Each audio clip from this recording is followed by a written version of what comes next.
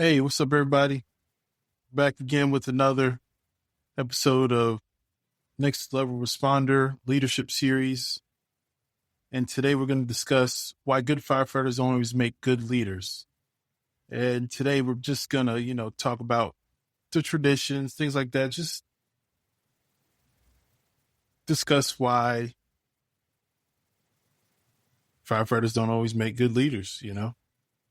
And then we're talking about firefighters in general. Just, those guys that you go on scene, you're like, hey, I need firefighter aid to get on the roof, make this cut, get some relief for the interior crews. All right, cool. It's that person you count on every single time and have a lot of respect, operational wise. And their skills, they matter. The skills on scene, they matter, especially people that have those skills and can call on them and utilize them. Being great at the job doesn't automatically, prepare you to lead people, though. And that's what we're discussing today. Why we will promote this way? That's a question, a lot of people are like, hey, man, this dude's a stout firefighter. They know their job. They know the ins and out of the truck. They know the ins and out of the engine. They know how to, strategically put a fire out, maintain, a scene, and a few other things. But I just want to hit on, the norms. Traditions one, like I was just stating not 2 minutes ago, a second ago, it's tradition that, hey, those guys that, are always the go-to guys on scene if they're there, always are big up on training, always, they are that guy or gal when they show up. Hey, I want them, to help me with this, help me with that. They're always training. It's just a tradition, hey, they're going to be a good leader because of, they know their job. They know that job. It's a comfortable, just a comfortable thing. Not about to say comfortability, but, it's just the fact that we're comfortable. Hey, you already know that, firefighter A is going to be, that person on every call. So why as well just promote them? Why not? And it's the familiarity of having that person there all the time. That firefighter B, will be there 80% of the time, but that 20% of the time is what they don't want to see in their, leadership. So they don't get promoted. And it's kind of crazy, if you think about it, like, hey, I know this person is dope on scene, they're knocking this out, doing this, doing that. They're really good at trading, but they end up, maybe not being that leader that you thought, when they get promoted to lieutenant and stuff. Like, man, I know you're good at everything, but you're not really good at people person, Let's talk about the skill gap between that person that's on scene that knows everything they're doing, but they can't communicate how they did it. They just do it. And leadership requires a different skill set, it's communication. You got to be able to describe what you're asking from that other person. You got to be able to articulate it in the appropriate way. Perception isn't necessarily taken the wrong way. You have to have your emotional intelligence as well. So you got to be able to articulate the right things without pushing boundaries or approaching it the wrong way where the other person can be offended, and, approach it to where they are processing and doing things to the best of their ability. They might not be that skilled person that you are as that firefighter on, the firefighter grounds. You also don't want to have a conflict. And what I mean by that is you have that firefighter B and C on scene, but you're always relying on firefighter B to do things because you don't, you don't want to show favoritism, pretty much.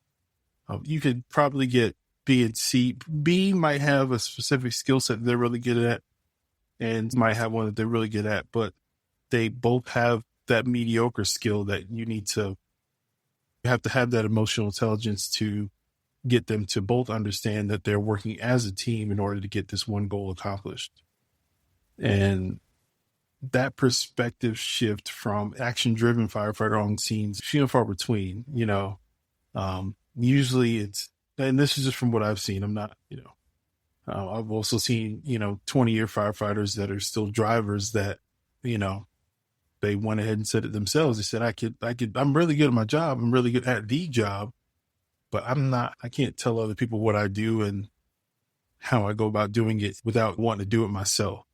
I'm more of an action person. I can't be like, I need firefighter A to pull this line without me just jumping in and pulling it for them and pulling it to the front door. The leap for a lot of people to go from being the firefighter or FAO doing the skills to becoming the sergeant, lieutenant, captain, and asking these skills or these objectives to be done from someone else in a safe, efficient, fast, life-saving manner, So that's something that the skill gap is very hard to close. What good leaders learn, and this is all from what I've just written down on my laptop. I'm just reminiscing about the things I've seen over my years and experience training. A lot of good leaders listen, and they don't judge. They might slightly judge, but they have really good listening skills. They're able to digest whatever you're throwing at them and back, your feelings aren't hurt. You can understand it and maybe build off of that constructive criticism. They're able to adapt. They have the adaptability skills to get things accomplished with firefighter B and C that don't necessarily agree with certain things or operate at two different gears between two people. One moves slow, one moves fast. You got to get that person in between or get both of them to understand that we're working together as a team. So we're going to work at a medium pace, not slow, not fast. We're going to get someplace that both people can get that goal accomplished in a timely manner. Others protecting themselves. A lot of humility that goes into that as well. That'd be like that you're maybe not having a good day, not good at this skill, but let's get something that you are good at on this particular call, this particular moment, that'll benefit the team or benefit yourself if we need to work on it later. And it's all about a growth mindset when it comes to being a good leader that learns. You want to grow, make the others around you even better than what you are. And that's kind of the goal of this series, is to just put it out there so others can have that mindset. Like, maybe I can be a leader. My coworkers, brothers, sisters, to be on another level of growth when it comes to their career as firefighters, paramedics, police officers. In the end, leadership is learned, matters, and educating yourself in these things before you get to that position shows a lot.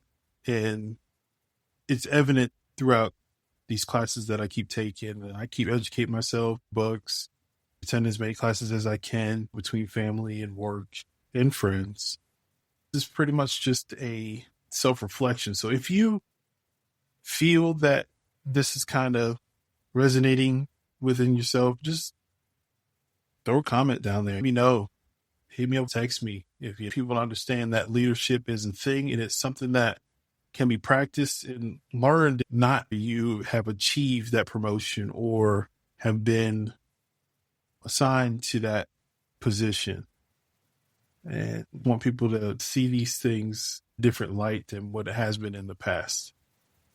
So y'all have a blessed one. See you soon. Like, subscribe. We keep going. I'm going to go ahead and tape some more stuff this week before I go on my vacation Saturday and have it set up to where they drop Sunday and Monday. And we'll see what it is. I'll probably throw a couple of things out there. I might even record when I'm out there in Saba. We'll see. It'd be a cool little backdrop. Have the ocean behind me. Talk to you soon. Have a blessed one. Have a good week. It's Monday. Do your thing. It's all about that mental mindset.